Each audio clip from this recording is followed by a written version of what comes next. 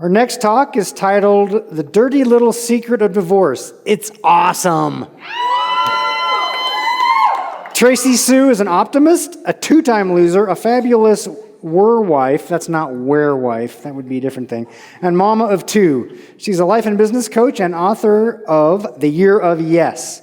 And her favorite bubblegum is Big League Chew. Here's Tracee. Thank you. So I'm Tracee Sioux, and I want to tell you the dirty little secret of divorce. It's awesome. Now, I was married for 12 years. We had 2 children, and we were very, very happy. Until the gays got married and destroyed the institution of marriage.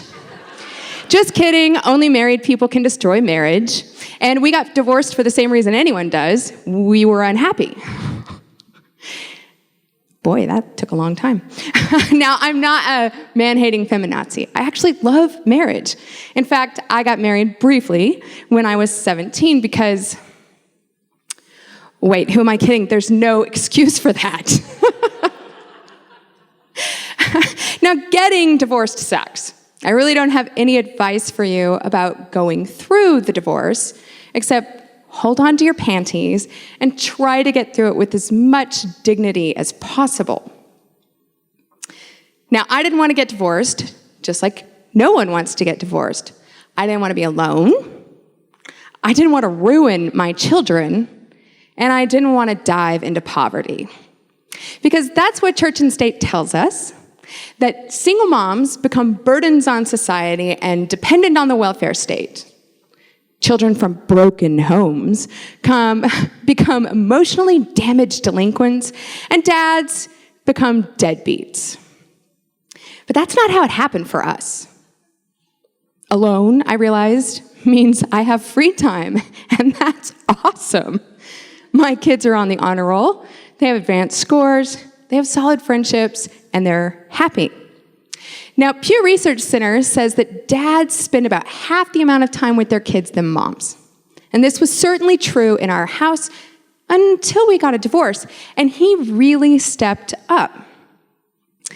I did take a dive into poverty, feeding my kids from the food bank for a short while, and this was fantastic motivation for me to step up as a breadwinner. And not having anyone to fight with over money, now that's priceless.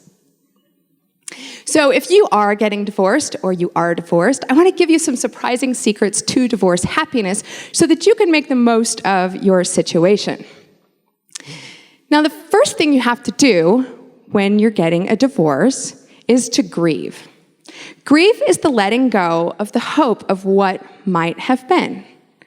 The loss of your marriage, the loss of your nuclear family is grief-worthy.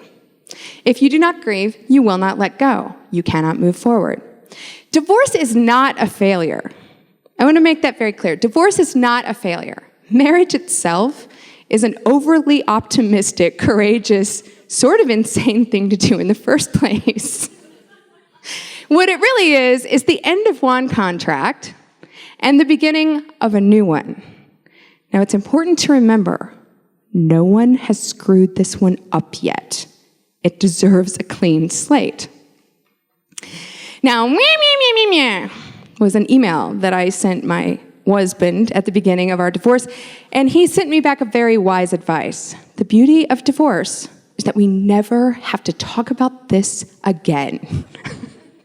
Now, stop saying the words ex-husband, ex-wife. It's such a nasty taste in your mouth. This relationship isn't even about you anymore. You're co-parents. Co-create, coexist, cooperate.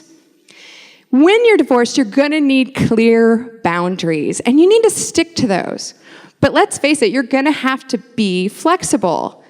There will be new jobs. There will be new schedules. There will be new homes. So you're going to disagree with this person over parenting issues. Surprise! Take it to the back room like every other parenting team does, and present a united front for your kids.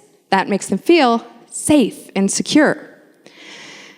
Now, Mother's Day is not Awesome Wife Day. Father's Day is not Great Husband's Day. This person deserves your appreciation because, let's face it, They're your free babysitter. Now, happiness is the only emotion mentioned in the Constitution. It was deemed so important as to be an inherent and inalienable right to pursue it. So that's my advice to you. Pursue it. Happy people make happy people. So devote your life to becoming a happy person and raising happy children. Your co-parent deserves to be happy, so wish that on them. Your children deserve happy parents. You deserve to be happy. Now, have a happy divorce.